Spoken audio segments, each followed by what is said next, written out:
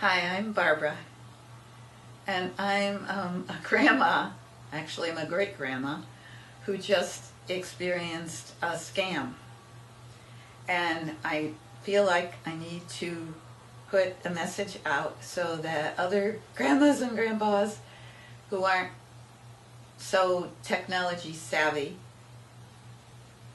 are not also um, vulnerable to having something happen.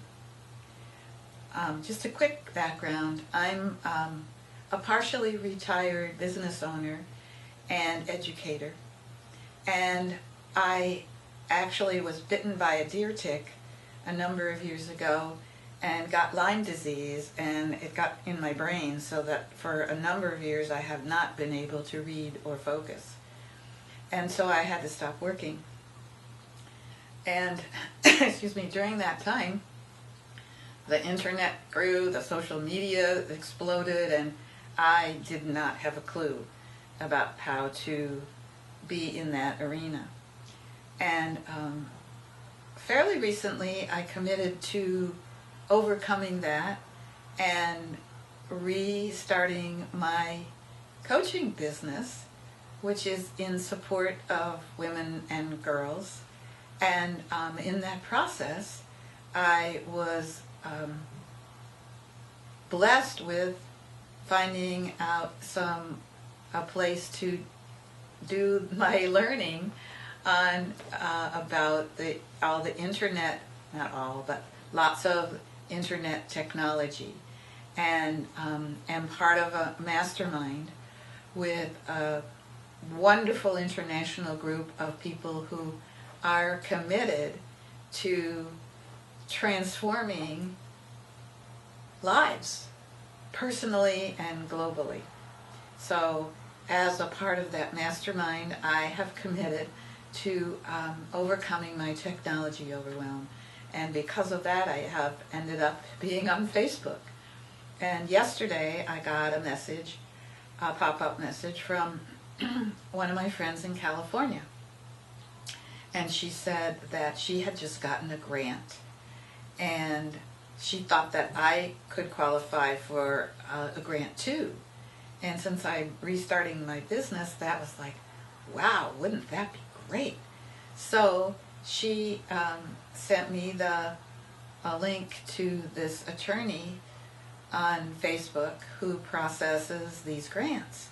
And I went there and sent a message there, actually, and the woman popped up almost immediately, and said, how did you find my private website? And I told her my friend, and she said, are you interested in a grant? And I said yes. And she sent me some information. This is all text.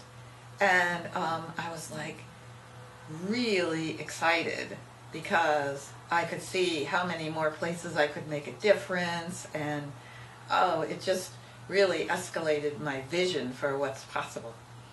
And then she said that she asked for some information.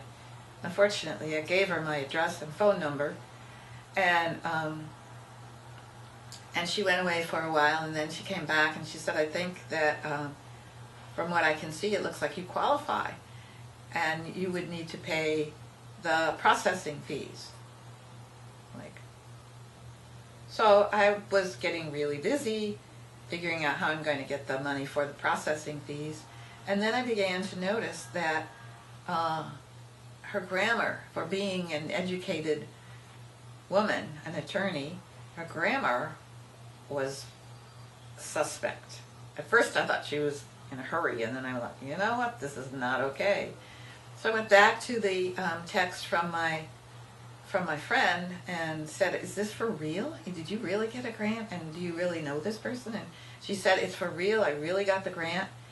And I was like, oh, okay, so my imagination's going wild.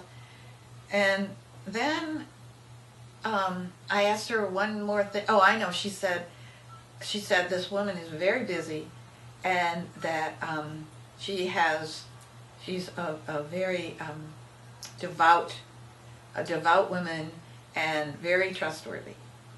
That sounds very interesting.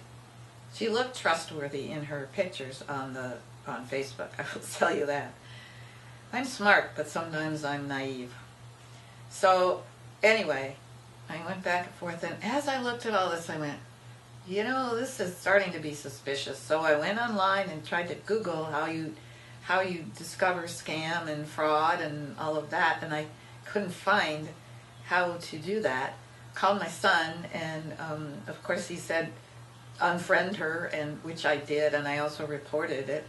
But I really, for a while, got very inspired about what was possible, and I began to see what happens, especially with older people or anybody who is exposed to a scam like that, where you think it's going to be such a miracle, and you just have to send a few $100s or a couple $1,000s or whatever it is to have happen what they say is going to happen. So I contacted my friend by email and phone, because clearly the answers that were coming on Facebook were not her answers. And we both discovered that indeed her Facebook account had been hacked. And we talked about what can we do to protect ourselves. And of course there's the obvious answer that we should change our passwords more often. And I also realized that we should pay very close attention to whether what the person is saying and how they're saying it really sounds like our friend. And obviously if there's something that sounds too good to be true, it probably is. And so I would invite other people to post below this video if you have other ideas about how we can keep ourselves safe on the internet. Hopefully this is one more heads up for people who are not as experienced in the social media and could indeed be vulnerable. So I hope this helps somebody.